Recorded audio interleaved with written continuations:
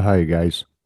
Every once in a blue moon, I make a video about this topic, and this is aimed at other people that suffer with this disease that I have. But before you X out of this video and say, I don't need to watch this video, you really should, because more and more people are coming down with this disease, and it changes your life forever. Now, this disease is called Dupuytren's contracture disease, and it affects the hands and fingers. Dupuytren's contracture disease causes the fingers to do just like it's called, contract. It causes your fingers to contract into a fist, and you can never open your hand again. The only way to prevent this for me has been through surgical releases called palmar fasciectomies. I've already had 6 surgeries on my hands so I can keep using my hands. However, I suffer with severe pain in my hands and fingers, and I have permanent loss of feeling in parts of my hands and fingers. And in this video, I'm going to talk about this disease, what to watch for, and what causes it. And this is something that even if you don't have it or never heard of it, you should watch this video and pay attention because it affects both men and women. Now, Dupuytren's contracture disease affects more men than women. It's mostly a male problem, but it does come out in women. My mother had it, and her hands closed up into a fist before she died. Now, with Dupuytren's contracture disease, there are some things to watch for. I was diagnosed at the age of 38, 14 years ago, and I noticed a small pucker in the left palm of my hand, a dent. They're called puckers with Dupuytren's disease. It was a small dent, and it kind of looks like this, a small little crease where the skin was being pulled inward, like it had a thread attached to it. And I didn't know what it was, and I would rub it with my thumb, and it's like, why do I have this little dent in my hand? Then nodules formed. Nodules is another form of the disease as it's growing and progressing in the hand. And it's about pea sized, and it's very hard, like a small stone or a piece of gravel underneath the palm of your hand. A lot of guys that do hard physical labor mistake these for calluses. They'll just think it's just a raised up hard callus, but they're nodules. There's a difference between a callus from just working with your hands and a nodule from Dupuytren's disease. So I got the pucker first, then the nodules formed, then I started getting cording. And cording is when the disease raises up and creates like webs going into the fingers, and they raise up and they get really hard. And that's what pulls the finger down to make it contract. Now, typically, Dupuytren's disease, there's 2 groups. There's common and the minority. The minority are the group of people that have Dupuytren's, but in its severe form. I happen to be in the minority group. I have the severe form of Dupuytren's contracture. Now, in the common group over the minority group, the common group, it basically affects the pinky and the ring finger. So when you look at the logo for Dupuytren's disease, it's a hand shaped just like this, 2 fingers up, 2 fingers down. With me, it affects all the fingers and the thumb. I've had surgery up my thumb. I've had it up the fingers, through the palm of the hand, and I've even had knuckle pads removed. Because with Dupuytren's disease, you also get a condition called Garrod's knuckle pads. This goes hand in hand with Dupuytren's, no pun intended. So that's something that you get. And on my index finger, you can see that raised lump, that big lump. That's the disease growing right up through the joint of the finger. So I can only bend this finger this far. That's all the further I can bend it to my hand. So when I close my hand, my finger's like that. My surgeon told me there's nothing he can do about this because it's too complicated to get it out of the joint. And this is going to be a finger that I'm end up going to have amputated. Now, this is something that you won't hear much about online when you research Dupuytren's disease as the end stage. Now, in this video, I will show a picture of what happens if the contracture is left untreated and you get past the point of that a surgeon can operate on the palm of the hand, which is called a palmar fasciectomy. I've had 6 surgeries on my hands and fingers. And if I let the contracture go into a fist, the surgeon cannot get underneath the fingers because they go so tight. It just buries your fingernails into the palm of your hand really, really tight, like making a fist. The disease does this. And you can't open the fingers up. You can't do anything. They're locked. So the only thing that they can do is to cut the fingers off. This is something you don't hear anyone talking about, but I've had this discussion with my surgeon, and he said he would amputate the fingers whenever it got to that point. And in this video, I'm going to show a picture right here of why that has to be done. Because you can see in this picture right here where this person that suffers with Dupuytren's disease, their skin started to break down. Because when your fingers are contracted into a fist and you can't open your hand up, you can't get in there to clean the skin. Bacteria starts to grow underneath the fingers inside the hand due to the contracture.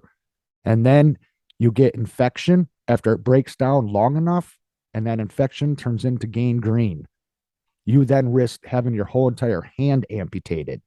So it's best to take the fingers off and save the hand. This is what you won't hear people talking about, but this is what happens. This is the end result of when Dupuytren's wins, because you can only have 5 surgeries per hand, palmar fasciectomies. You can only have 5 done, because after 5, you risk severe damage to your hands. So most surgeons will not go beyond 5 surgeries per hand for palmar fasciectomies. I suffer with peripheral neuropathy because of the surgeries I've had. I've got permanent numbness because of the surgeries I've had. But the surgeries were necessary in order for me to be able to open my hands and keep my hands open. But it's a short-term solution because over time, the disease comes back and it starts to do what it does all over again. And then you got to start all over again. So you keep going through surgeries, but you can only have 5. What happens after 5? Then if you go into contracture, you lose to the disease. The hand starts to close up. So before the hand totally closes up, that's when my surgeon said he would start amputating fingers once they start to contract beyond, say, 20%, because they know they can't go back in there and do another fasciectomy. This is a picture of my left hand on the last fasciectomy that I've had done. It's a zigzag cut pattern down through the hand, and it gets all stitched up. And what they do is they go in there and they go along the sheaths of the tendons and up through the fingers and through the palm of the hand. And with like a crescent moon shaped surgical scissors, they go in there and they snip and cut the disease out all along the tendons, around the tendons, and all through the hand and off the tissue. They snip it out with surgical scissors, and then they sew your hands back up. I've had this done many times. And so with Dupuytren's disease, what I want all of you to know is that if you've ever had injury to the hands, you want to be very careful, because an injury to your hands can cause this disease. This disease is also hereditary. If somebody in your family has had it, there's a chance you could get it. Now, like I said, in men, it usually strikes in the age of 50 on. I got mine at 38. And it also has happened with women, especially women of European descent, and who also suffers with diabetes. It affects mostly men of European descent as well, anywhere over in Europe. So if you're English, German, Swedish, any of these bloodlines from over in Europe, you're at a high probable chance of getting Dupuytren's contracture disease. And let me tell you what, you guys, it is not a fun disease at all. It's disabling. There's many things in your life that you will have to give up because of this disease. I've had to give up playing guitar after over 30 years of playing the electric and acoustic guitar, but because of the pain in my hands and the way my fingers are now, I can't play it anymore. I have severe pain washing dishes because I wash my dishes by hand. And it's hard for me to hang on to the pots and pans and to scrub them with an SOS pad because of Dupuytren's disease. It's very hard to clean my house. It's hard for me to dress myself some days.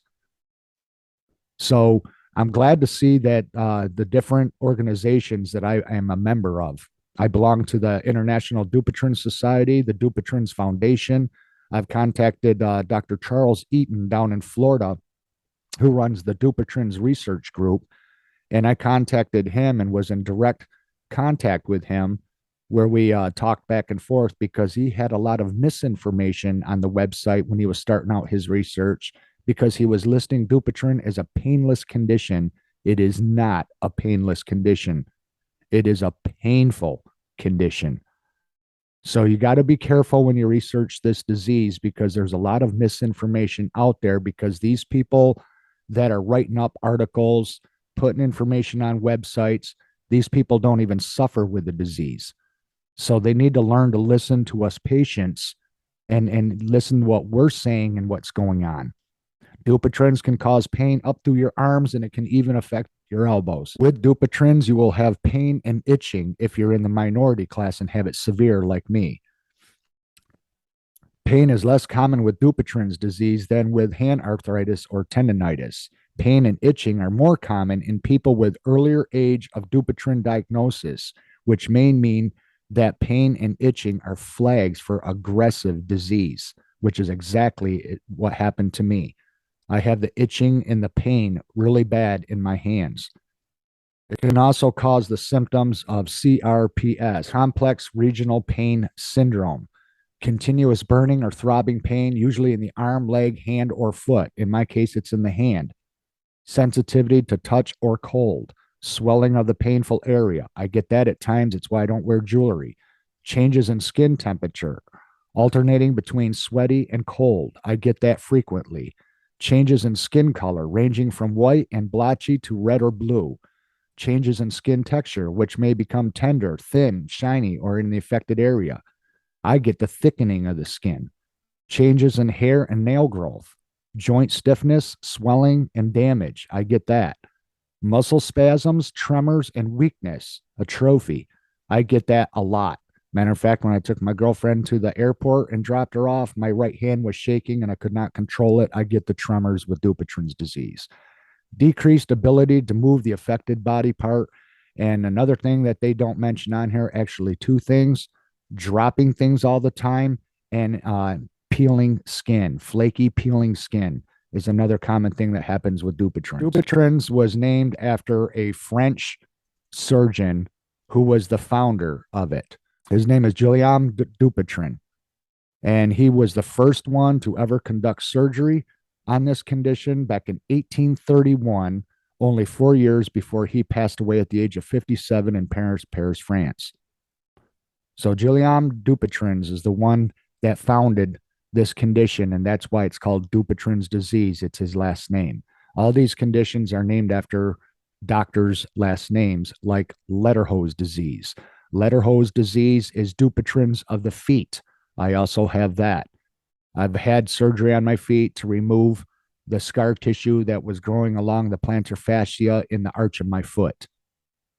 So when you have surgeries for this condition, you could be laid up for weeks or months, which I've already gone through. So I'm glad to see that these sites now and foundations are recognizing that it's affecting people in many more ways than originally thought. And now they're starting to talk about musicians. They're working with different musicians that have it to find out what it's like for them. Like I said, myself, I had to stop playing guitar. And there's been already now several professional musicians that had to give up their career because of this god awful disease. Right here is Brian Price.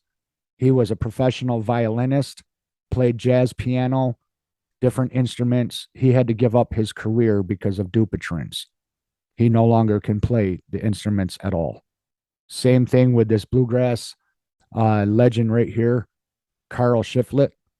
He canceled his shows in 2019 due to his Dupuytren's disease. He has to have a palmar fasciectomy on his left hand.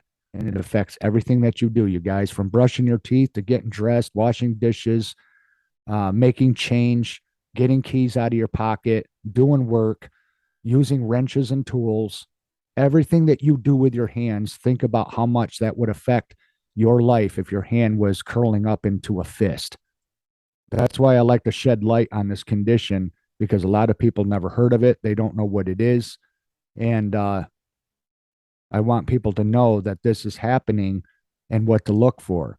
Now, if you're a guy that is in a job in a profession where it's hard physical labor, like I was back when I lost my job in 2008 and was diagnosed with this, that you want to be very, very careful because I did professional landscaping. I was hard on my both my hands and my feet, and I ended up with this in my hands and feet. I believe that's what caused it. But I also wonder if it isn't the things that we ingest, like GMO foods, chemically altered foods, foods that have preservatives in them. I sometimes wonder if that isn't it, but they don't know what the cause is, and there is no cure for either of these diseases. So, what you're going to want to watch for uh, with Dupuytren's disease is small little dents, little puckers in the palms of your hands or on the fingers. You can get them on the fingers too. See the dent right there? That little dent. You can get puckers on the fingers or on the palms of your hands. And then you'll start to get these large, like long tumors. And then you'll get the cording and they'll start to pull your fingers down. I've already had multiple surgeries on this hand. You can see the scar going up the middle finger. I have no feeling in this finger. This finger is dead because I've had so many surgeries. But they've opened up the hand all the way down. I've had surgery going up my thumb because the disease went into my thumb. I've had knuckle pads removed off the top of my fingers. And it's not a fun disease at all. So you're going to want to watch for that, watch for nodules, and watch for cording. Because if you get Dupuytren's disease, you're going to be facing treatment, seeing specialists. You'll have to invest in hand braces. It's a very, very uncomfortable disease. Everything that I do hurts. Carrying in bags of groceries from my vehicle hurts. Using keys to unlock a door, turning doorknobs, everything is difficult. Everything. I drop my keys all the time. I have a hard time putting my hands in my pockets. I can't lift heavy objects, push or pull heavy objects. I can't use wrenches anymore like I used to. It really aggravates the disease. Anything pushing into the palm of the hand. Weightlifters need to watch out for this. But I would not do a hard physical job anymore. If I would have known what I know now, I would have stopped landscaping for sure. Because once you have this disease, it's for life. There's no cure. And it's miserable to live with this. Miserable. So I just wanted to shed some light on that. You can research this yourself online, look into it, know what the warning signs are, know what to look for, because you want to catch it as early as you can. And just be careful and gentle with your hands. Don't overwork your hands. I can't stress that enough, you guys, because there are things that can cause it. It doesn't always have to be hereditary. Just on how you use your hands, you can end up with this disease. So that's what I wanted to say this time for Dupuytren's contracture disease. I'm a member of all the different foundations and the different organizations with Dupuytren's. I'm on many forums where I talk to other sufferers of this disease. We collaborate back and forth. We talk about the different problems and what we experience. And we're just trying to educate people and get information out there. And eventually, one day, hopefully, everybody will be aware of what this problem is. Because right now it's still in the early stages. And like I said, most people never heard of it. And you can get it in your hands and your feet. And it also will affect men in their penis, called Peyronie's disease. So Dupuytren's, Lederhosen, and Peyronie's disease all go together because it's all the same disease. And Peyronie's disease is what causes a man's penis to shape like a banana. It'll make it curve to one side or curve up or curve down. If it's curved like that, that's Peyronie's disease, when it can't straighten. And the procedure to have that fixed is absolutely horrific. It's not something I'd ever want to go through. Thankfully, I don't have Peyronie's disease, and I hope I don't develop that one, but I do have two of the three. I have it in the hands and the feet. But usually, if you get it in the hands and the feet, you will eventually get it between your legs. So it's a horrible, horrible disease. Thanks for watching, you guys, and we'll see you again in the next one. Bye-bye.